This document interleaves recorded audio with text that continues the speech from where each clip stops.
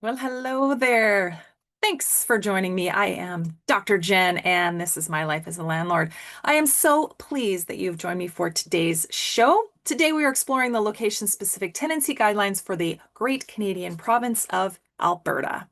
In all of my location-specific episodes, I have included lots of resources in the description, including hyperlinks to the provincial, in this case, it's Alberta Residential Tenancies Act, and each location-specific podcast is set up in the exact same way, answering the same four questions. The first one, what are the basics, in this case, of the Alberta Residential Tenancies Act? What are the nuances of this location? That's the second part. And then three, what are some of the guidance about the abandoned items left behind by a tenant in the province of Alberta? And then four, what if you just need help in Alberta? What do you do? Then at the very end of the episode, I'll go through what I call the bingo card, which is my list of the most standard items I see when I do these location-specific episodes, and I've done many of them all over the world.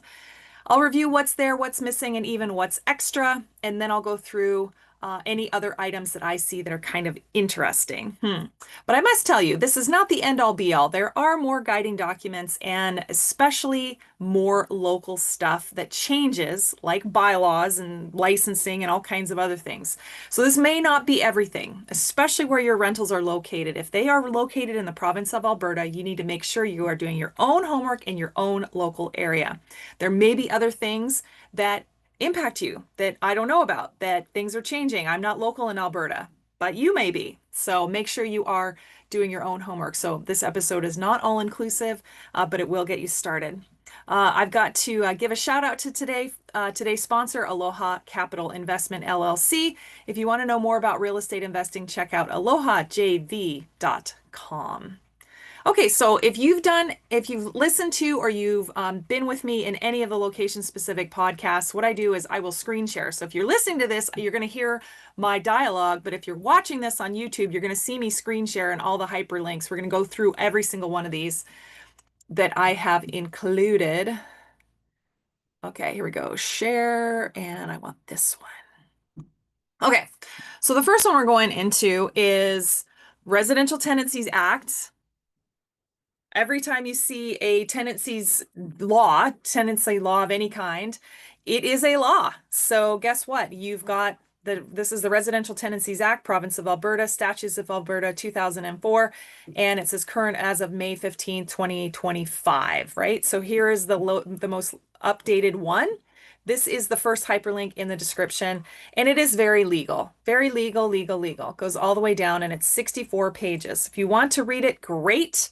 I'm not going through this one because there is always a more user-friendly version. So if you go to alberta.ca, landlord and tenant rights and responsibilities, so you go to home and then residential tenancies, you can even search and just search the word landlord and this will pop up.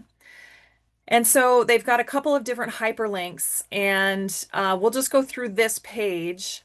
But you can see on the right-hand side about annual security deposit interest rates, starting a tenancy, during a tenancy, ending a tenancy, common problems, forms, and documents. In fact, we could go through this. We could also go through the handbook. The overview, the Residential Tenancies Act is right here. This is the link that goes to that document that I just showed you. And then as we go through regulations and then tenancy dispute resolution service regulations. So this is all about helping landlords and tenants figure out the disputes. Rental rights and responsibilities. There's just a drop-down menu. Landlords, so there's tenant responsibilities, which is behave, pay on time, keep everything clean. And then landlord responsibility. There's only 4 items. Must make the rental premises available on the date of the residential tenancy agreement takes effect. You actually have to provide the unit. You have to give the tenant a written notice of landlord within 7 days of the tenant moving in, or post the notice in a visible place in the notice of landlord moving in, or post the notice in a visible. So basically contact information. And then do not disturb the tenant's peaceful enjoyment of the rental. Except, for example, don't bother the tenant beyond what is necessary to do the landlord's business. This is also called abuse of access, right? Don't abuse your access. And then ensure rental premises are habitable at the beginning and throughout the tenancy. For example, there are no bed bugs and the heat is working. Of course, this is Alberta saying about the heat. And then there are 2 other hyperlinks here, the Public Health Act and the housing regulation regarding minimum housing and health standards.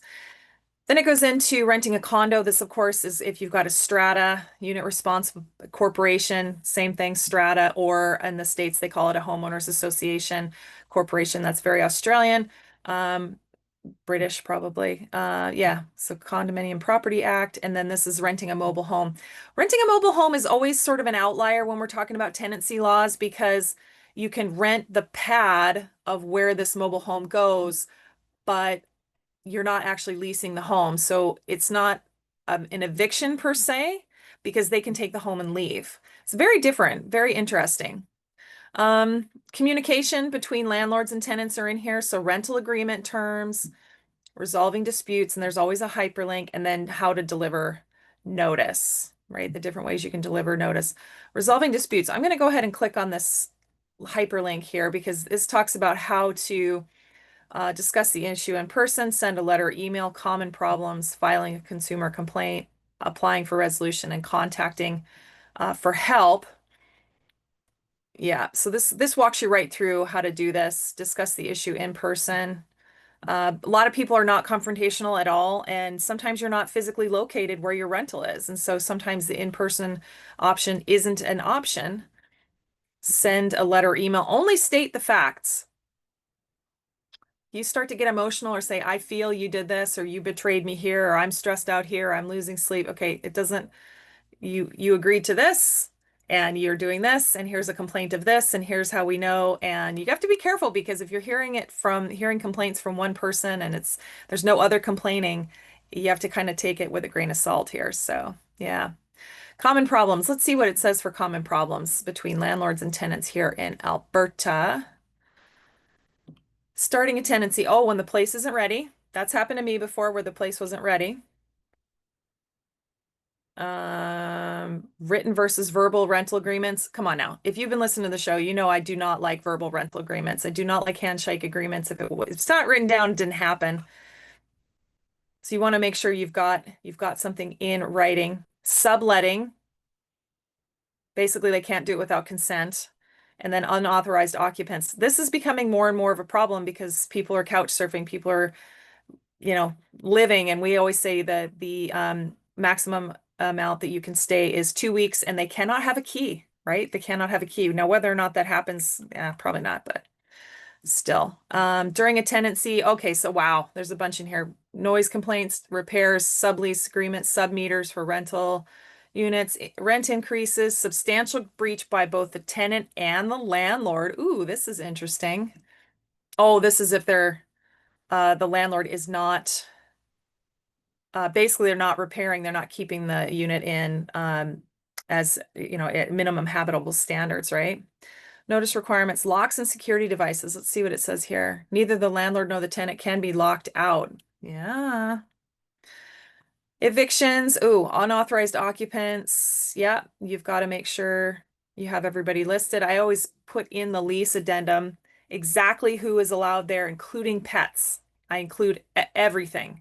And even if they have a service animal, I don't list the service animal because the service animal is basically, it's not a pet. It's got a job, right? But it's authorized to be there. Still has to be, but I don't necessarily put it in the lease because that can't count to the beings. Interesting.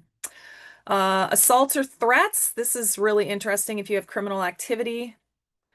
RTA offenses, and then late service of notice. Interesting. Hmm. Okay. And then ending a tenancy contact. Okay, let's get into this. There's some issues on dispute, which is fine. Let's see what else. Let's look at security deposit. Okay, landlords can require security deposit, sometimes refers to as a damage deposit. I hear it most of the time, but unfortunately, that's actually not correct. It can be used for damage, but that's not necessarily the right label. The rate of interest the landlords must pay on a tenant security deposit effective January 1, 2025 will be 0.5%. But last year, 2024, the interest paid to be security deposits was 1.6%.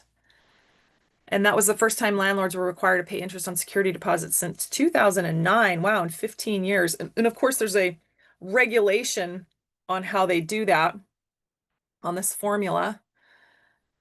Interesting. Interest calculator, how you do it. Yeah. Oh, they have it in multiple languages. Of course they do. Okay. Let's go into, oh, this is the other link about the Residential Tenancies Act. So if you just go to alberta.ca and you search for Residential Tenancies Act, this will pop up and the actual document is the same one that I just showed you. Okay, so all those hyperlinks are already in the show notes. So make sure you're looking at that.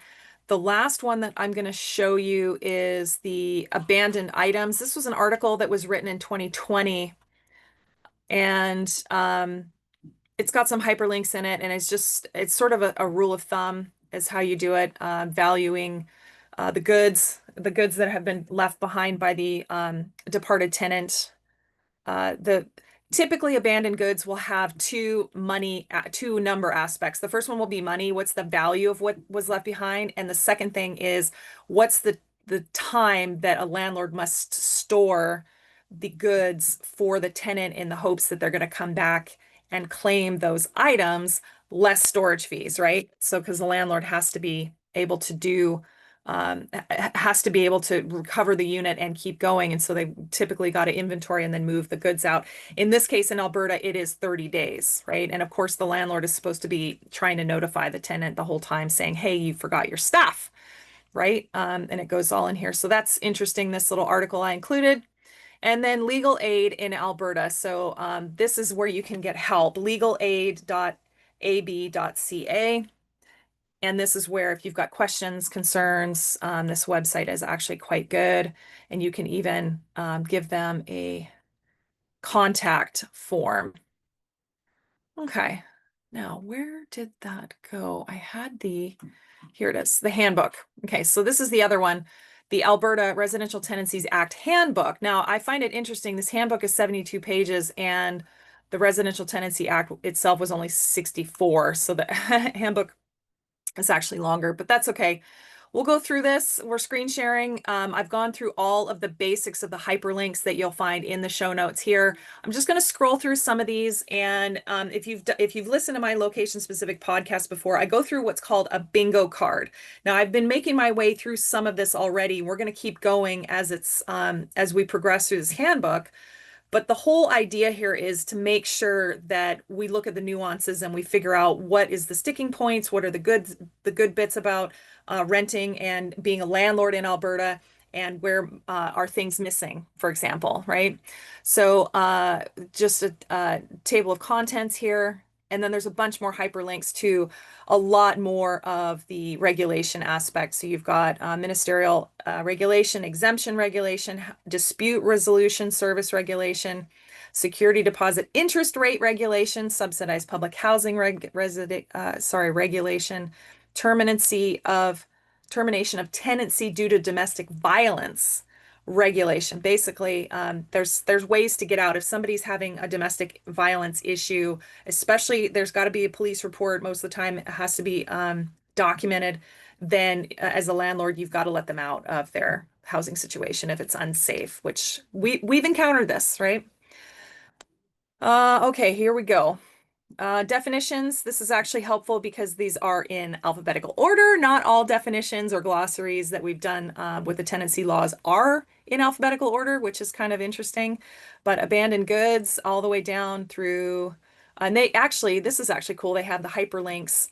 So like for bailiff, see civil enforcement bailiff definition and it hyperlinks to that next one, which is kind of cool. So this explains on how you would figure out your bailiff or an appointed sheriff. And it goes on and on. So a security deposit. Yeah, it says damage deposit is under D. I don't know. I don't agree with that, but that's okay. Evidence, eviction. These are actually really good. Inspection reports.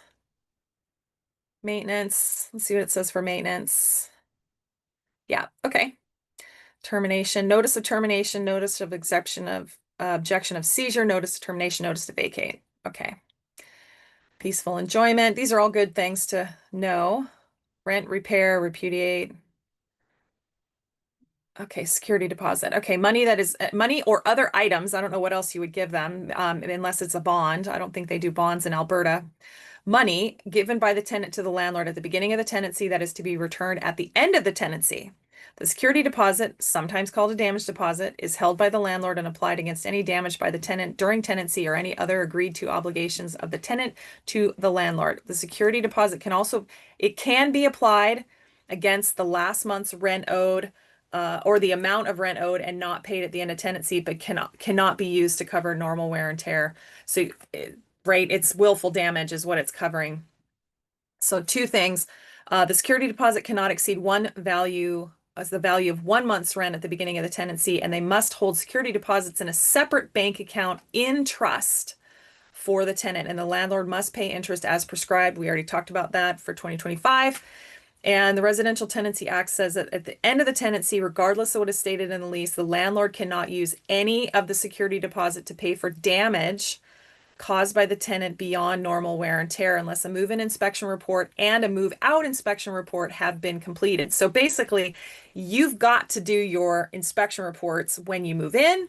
You've got to do them when you move out. You've got to document it, even if you have pictures or a video.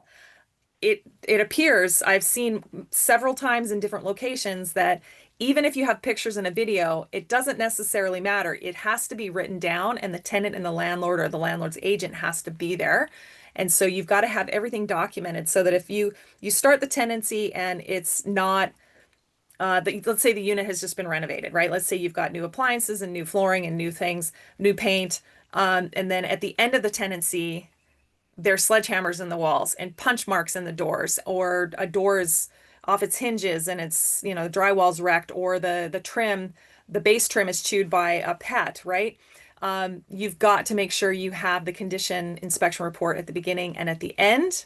Otherwise, you cannot deduct for, basically, it's showing your due diligence as a landlord. You cannot deduct for anything willful damage, right? Yeah. Interesting. Okay, so we're still in definitions, which is answering quite a bit of questions already. A trust account, because your landlord's got to keep the deposit in a trust account. So it's an account at a bank, treasury branch, credit union, or trust corporation in Alberta. It has to be in Alberta, specifically designated to hold funds in trust. Security deposits must be deposited into an interest-bearing account within two banking days. Wow. After a tenant makes payment to the landlord. You've got a boogie. Wow. Security deposit trust accounts must be at a bank, treasury branch, credit union, or trust corporation and must contain only security deposit money. Remember, even though it's all paid in dollars, that security deposit is not landlord money. That is tenant money. It is completely different.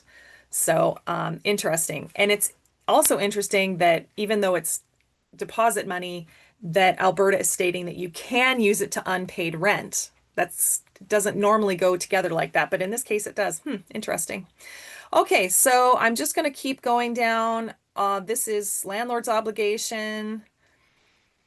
If a written residential tenancy agreement exists, provide a copy of that agreement to the tenant within 21 days after the tenant signs the agreement. British Columbia and Ontario have the same thing. And that's actually, as soon as we sign it, which is typically electronically, I will give it to them immediately. Even though they get a copy of it in like DocuSign or eSign or whatever you use, they will get a copy anyway. I always do it and then I document it, right? Yeah. Okay, inspection reports. Let's click on this and just see. Let's see. Oh, it jumped down. Whoops. Sorry, I thought it was going to open up a different thing. It actually jumped ahead. Okay, so it goes into leases, what has to be in a lease, the data, yeah, all the things that have to be, and rules for additional fees such as NSF charges, guests, pets, additional fees for pets. That's interesting because most places don't say anything about additional pets, which includes pet rent.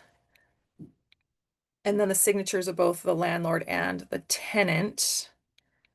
And then if a written residential tenancy agreement is dated after August 1st, 1992 or later, the agreement must contain the following statement in print larger than the print than any other print in their agreement. This is interesting. It's got to say this: the tenancy created by this agreement is governed by the Residential Tenancies Act. And if there is a conflict between this agreement and the act prevails. Huh, okay. I think that's inherent, but apparently it's not. Okay. And then it goes practical applications, fixed term tenancy, overholding tenant. So overholding implies that when a lease is over, it ends abruptly. It doesn't automatically shift to periodic. So in Alberta, it ends abruptly, which means you've got an overholding tenant. Additional fees. And then this jumps down. I'm not going to hit this because actually I will. I'll jump to 33. Okay, we're not there yet. I don't want to miss on anything. Okay, inspection report. Da, da, da. Let's keep going. Sample cleaning list. Ooh, that's cool. Okay, we're going to get to that. So it talks all about how to make sure you are inspecting the unit, especially when you're doing condition inspection at the beginning, a condition inspection at the end, making sure you've got some kind of unit standard of cleaning. And sample cleaning list. Interesting. The tenant should always check with the landlord to see if they have a cleaning list. If the landlord has not providing a cleaning list, the following is a suggested cleaning list for tenants to use before they vacate. Oh, okay. Got a little list there, maybe 15 items. That's all right. Then it talks about the security deposit. We talked about that, what it is not. Oh, and this is interesting. If no rent is owing and no damage has been done, the residential premises have been cleaned, the tenant has fulfilled all their obligations under the tenancy agreement. The money that is in trust, their deposit in trust, must be returned with interest, if applicable, which right now it is, within 10 days. 10 days. So you got a boogie. Like Alberta's not fooling around. The security deposit should not be automatically used as the last month's rent, as its purpose is to cover damages or outstanding amounts that the tenant may owe. And of course, you can only cover damages if you've done the condition inspection at the beginning and then a condition inspection at the end. It's the only time you can do it. Okay, one thing they're talking about the amount of security deposit, which is 1 month rent, but we want to make sure refundable fee or charge, the landlord cannot charge an additional refundable fee, e.g. for an extra parking stall if the total security deposit with the additional fees paid by the tenant exceeds 1 month's rent. Okay.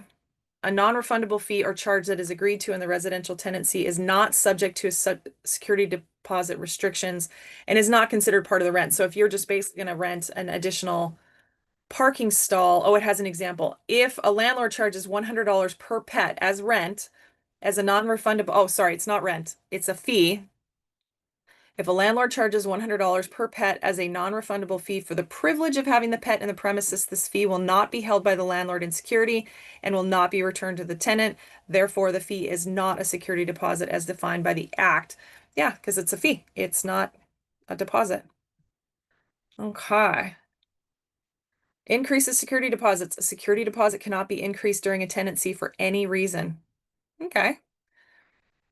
And then renewals. Let's see. Fixed term tenancy has a clause allowing it to continue as a periodic tenancy after the fixed term expires. The tenant or the landlord can later agree to have the tenancy can continue. The security deposit cannot be increased as this is considered the same tenancy. Interesting. In different locations, you can increase the security deposit as rent increases go up. You can request an additional deposit. In Alberta, you can't do that. You get one deposit and that's it. Okay. We talked about interests on deposit, returning of that, a security deposit within 10 days. Oh, this is interesting. When multiple tenants are on a single agreement, a landlord must return the security deposit through a check made out to all tenants and not to one particular tenant. The Act is specific in requiring the security deposit be returned to the tenant. And in the case of multiple tenants on the same agreement, every tenant is equal. This we find out when people are either in some kind of relationship, girlfriend, boyfriend, boyfriend, boyfriend, whatever, and they both pay part of the deposit and likely both pay, or in roommate situations as well, they both pay part of the rent, but we say everybody acts as one person. Everybody acts as one. So even if you paid your part of the rent, I only want one rent payment, right? I only want one deposit payment. So this is really interesting that they're talking about returning the deposit to everybody uh on the check, which, if you've got a boyfriend girlfriend who've broken up and now they're estranged, that can be a little awkward, but again, not your problem. Interesting. Okay. Yeah, still talking about landlords returning the security deposit and obligations. Obligation and the right of a new landlord. So this is if you sell the property, what to do. Okay, forms, residential tenancy agreement. Let's see, does it jump? Oh, it does. It's running landlord right of entry. I'm going too fast. Okay, rent increases. Yeah, I've gone too fast. I think it went down. Sorry, guys. Hang on a second. It went, oh, here it is. Here it is. Okay, new landlord. Okay, I'm not going to click any more hyperlinks because it's jumping all around in the same deposit. I keep thinking it's going to open a new window and it's not. Okay, here we go. Residential tenancy agreements, fees and charges. Here we go. The act does not prohibit the landlord and the tenant from agreeing to fees and charges that are in addition to the security deposit or rent. However, the landlord cannot charge an additional deposit, which, okay, we've talked about that already. Practical applications, application fee. Landlord may want to charge an application fee.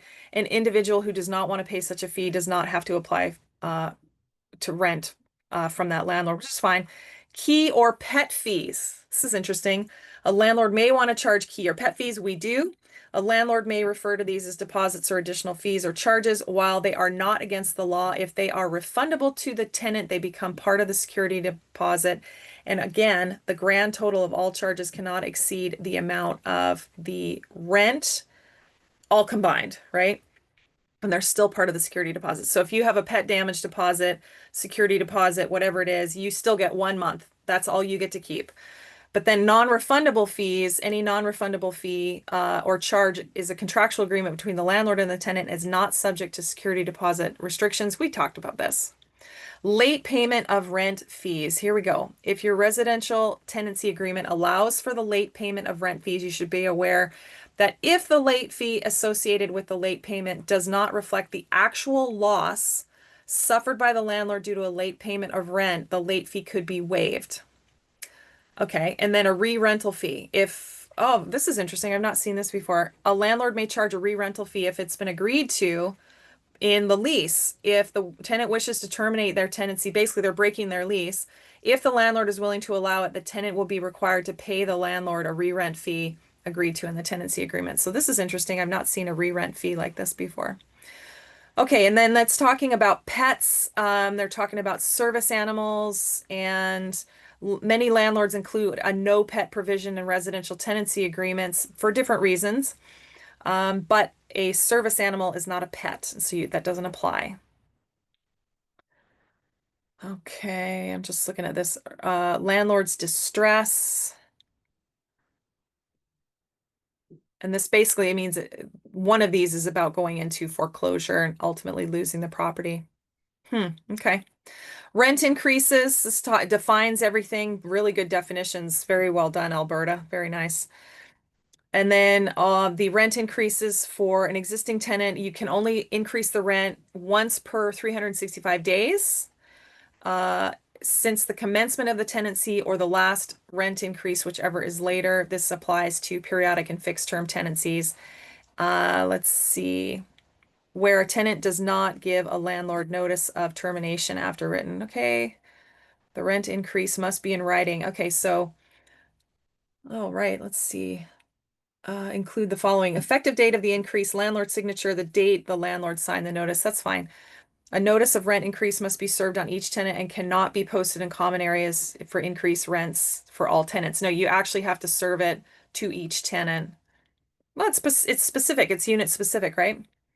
A notice that does not contain the above legal requirements is void. Okay, that's fine. Doesn't tell you what the proper notice of the rent increase is, though. Interesting. It doesn't say how much notice you have to give. Okay, in BC you got to give 90 days, so I actually give us I try to give 120. So we typically do our rent increases on January 1, and so I try to give all the rent increase notices in early September, and then that's that everybody knows that starting January 1 that, and it's only going up 3% this year. Last year it was I think 2.5.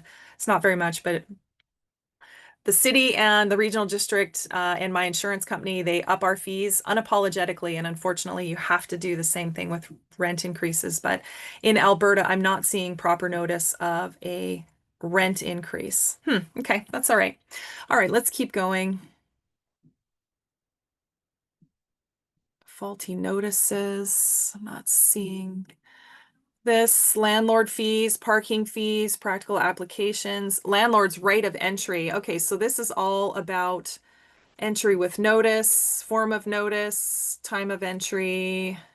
So entry without notice. So this is called, again, abusive access. You want to make sure as a landlord that you have a reason to go in, you've stated it, you've given them proper notice, and entry for emergencies.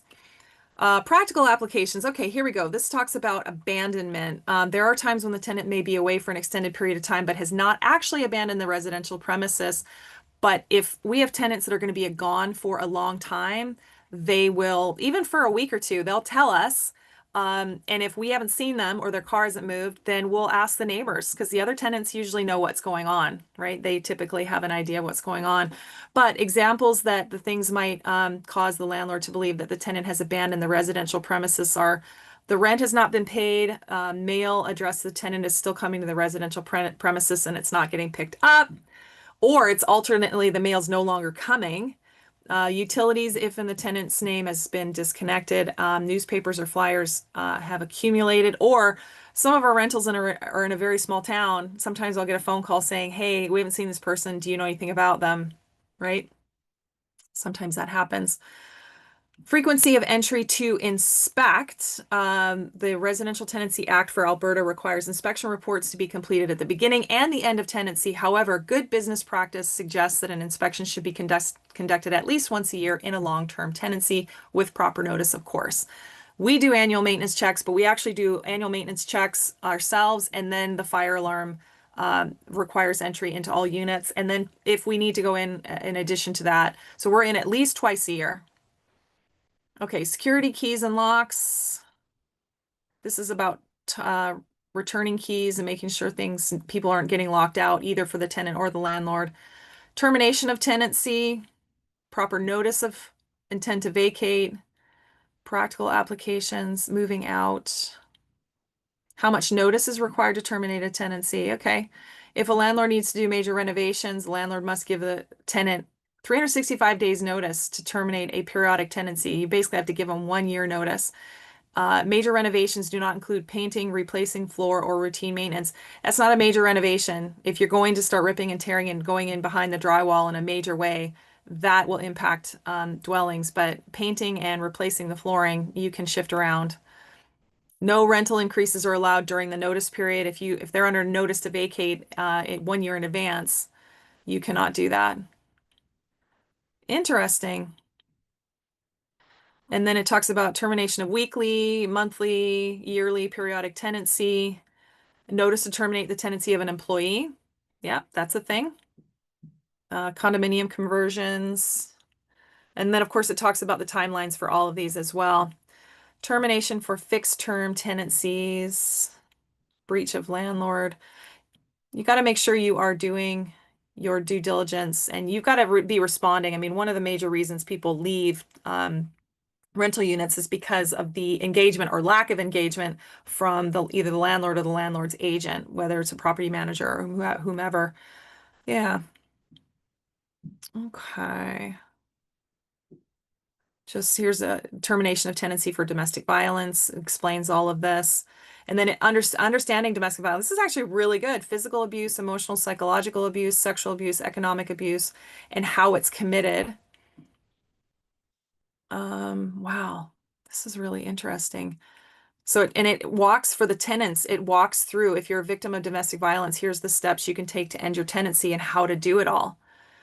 And then information of landlords. This is something, if this is happening to you or it's you anticipate it might happen to you, this is probably a good thing to educate yourself on.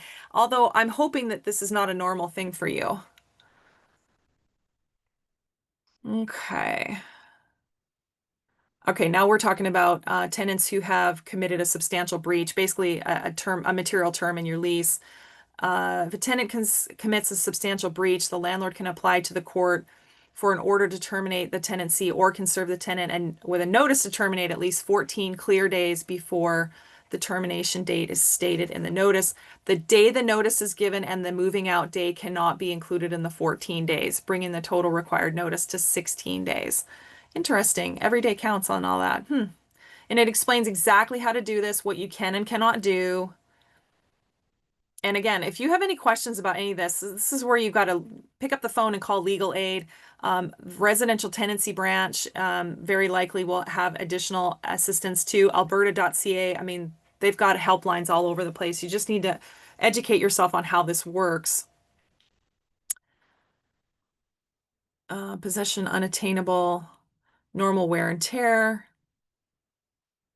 This is actually really um, oh, here's abandoned goods. Here we go. This is talking about the value, goods valued less or more than $2,000, storing it for 30 days, all the while trying to get a hold of the tenant. And then recreational use of cannabis. This has become a big thing too. Medical use of cannabis. Oh, here we go. RTA offenses. Oh, this is interesting. Maximum fine or conviction on each offense. Ticket specified penalty. Wow. Failing to provide a periodic tenant with a termination notice of 1 year to obtain a vacant possession for a condo conversion, $10,000. Wow. For each offense. So could you imagine if you're going to convert an apartment building to condos and you do not give proper notice? Wow, that's a big fine. Goodness sakes. And it's like 5 pages of penalties. My goodness. Okay, it talks about bed bugs in here as well. And then there's a bunch of contact information in the back. Additional resources, including Alberta Residential Landlord Association, which is albertalandlord.org. They've got RTA forms available for purchase, and there's also a bed bug guide. So you know what? I'll put that in the resources. I'll put the bed bug guide in the resources here for all of you. So you have that hyperlink. Okay, I think we're there. Let's go through, oh, and then it's got specific landlord tenant organizations based on where you are. So Edmonton, Red Deer, Calgary, and then there's other places in here as well. There's tons of hyperlink in the back of this. So make sure you are, just pick up the phone. If you got a question about something or something weird you just don't know, or you search the Residential Tenancy Act or the handbook and it doesn't make sense and you're just not sure, just pick up the phone and call them. I mean, that's what these people are paid for. That's what they do, and they know it really well. So that's pretty incredible. Okay, here's what I'm going to do. I'm going to leave this. Let me leave it on a not better. Actually, I'll stop sharing. That'll make it easier. Okay, so let me go into the bingo card, and I think we've covered just about everything in here. Tenant application fee. Oh, great grace period for a late rent without penalty. I did not see a grace period at all. I did not see that. And a late fee or amount, whether it's a percentage of the rent or a flat fee or a max amount, it looks like it's got to be actual losses to the landlord. So it doesn't look like there's a grace period. Interesting. We talked about security deposits. There is lease wording and details in there. Is an emergency contact required in the event of a tenant abandonment, incapacitation, death, or imprisonment? Nope. There's no requirement for emergency contact. Best practice, though, make sure you put that in there. Pets and animals. This is a pet deposit or pet rent. Yes, both are in there. Delivery of signed lease required. Yes. 21 days. Condition inspection required at move-in. Yes. Standard warning letters or wording. Maybe. We didn't get into the forms aspect, but it does look like there is some help there. Required maintenance inspections. No. Suggested. Yes. How often can the rent be increased? Once per year. What is proper notice on a rent increase? Did not say. And how much can the rent be increased? I didn't see that either. It may be as much as you want. Didn't see that. Yeah, it just says once a year is it. Renter's insurance, is it required or mentioned? Nope. Is abuse of access defined? Yes.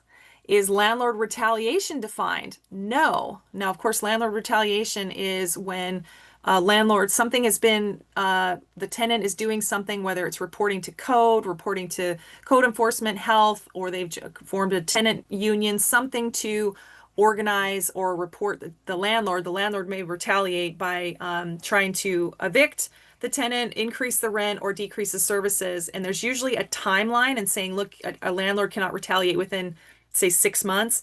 But landlord retaliation is not in Alberta's Residential Tenancy Act at all that I saw. End of fixed lease, is it abrupt or auto convert to periodic? It's abrupt unless you make it a periodic in your lease agreement. So it could be, but it doesn't appear that it does automatically. Is the condition inspection required at move out? Yes. Return of deposit, 10 days. Can you use the deposit as last month's rent? Yes or no. It's not supposed to be, but it says it can be used for unpaid rent. And abandoned items, value of items, administrative inventory, storage timing, disposition instructions. There is most of that in there. I think we've covered almost all of this. Let me just look real quick at I think the only question was about the rent increase, but it's not clear. So if I was going to ask a question in Alberta, I would call them and say, I want to increase the rent on my unit. I have to give how much notice, what's proper notice on rent increase. I know I can only do it once a year. And then how much can I increase the rent? How much notice, right? Yeah. Okay. Let's wrap it up. That was Alberta. Each of my location-specific podcasts are all set up in the same way, answering these same 4 questions. What are the basics of that location? What are the nuances of that location? What is some guidance about abandoned items left behind by a tenant? And then where to get help in your local province. Then I went through my bingo card, which is my standard list of items that I see most often in tenancy laws in the different locations I've studied. And this is the same format for every location specific episode. So if you're interested in another geographic area, you already know what I'm going to talk about. You already know the framework, just in a different location. But again, I must give you a disclaimer. This episode is not all inclusive. You must research further in your specific area where your rentals are. But today's episode will get you started. If you're listening to this podcast, chances are you are either new to real estate or you're new to real estate in the province of Alberta. Things you can do to help yourself are: 1, read the Alberta Residential Tenancies Act. Actually study these items that we've put in. And 2, check out your local meetup group in your city, your regional district, wherever you are. There is local folks having the same conversations and same questions you are asking about your rental in Alberta. And if you want to, you can jump on social media and you can ask. Typically, there's a lot of landlord Facebook groups. I'm in most of them. You might see me in the Facebook groups as well. You can also see them on LinkedIn, but Facebook seems to be more active right now. Lots of local folks are asking questions just like you are. Get in the conversation. If you learned something from today's show, could you please give me a review on whatever platform you are listening to your podcast on? Maybe you listen to this on mylifeasalandlord.com or YouTube, Spotify, or Apple Podcasts. I hope you enjoyed today's show all about the province of Alberta. Today, I'm recording this episode sitting at anchor in Desolation Sound, British Columbia. Why? Because real estate takes you places. Where do you want real estate to take you? Join me in the next episode live right now in the library, episode 167, about the Canadian territory of Nunavut. I'll see you there.